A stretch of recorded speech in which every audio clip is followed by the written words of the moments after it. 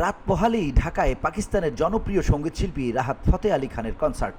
এরই মধ্যে আয়োজনের সব ধরনের প্রস্তুতি শেষ পর্যায়ে, যার ফলে শুক্রবার রাতেই ঢাকায় আসছেন এই কিংবদন্তি। রাত 10টায় হজরত শাহজালাল আন্তর্জাতিক বিমানবন্দরে নামবেন তিনি। বিষয়টি আয়োজকদের পক্ষ থেকে নিশ্চিত করা হয়েছে। এর আগে আয়োজকদের পক্ষ থেকে ঘোষণা এসেছিল, জুলাই আগস্টের ছাত্র আন্দোলনে হতাহতদের পরিবারকে আর্থিক সহায়তায় ঢাকায় বিনা পারিশ্রমিকে চ্যারিটি কনসার্ট করবেন তিনি। আলোচিত এই কনসার্টের টিকিট অনলাইনে শ্রোতাদের জন্য আগেই উন্মুক্ত করে আয়োজক platform Spirits of July. Online ticket platform Get Set রকে সোমবার রাতে সবার জন্য অনলাইনে টিকিট ছাড়া হয়, যেখানে দেখা যায় ভিআইপি টিকিট 10,000 টাকা, ফ্রন্ট রো 4,500 টাকা ও জেনারেল টিকিট 2,500 টাকা মূল্য নির্ধারণ করা হয়েছে।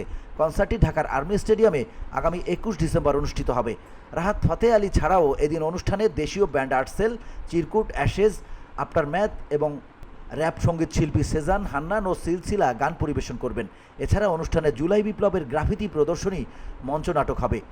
VOD Bangla news desk.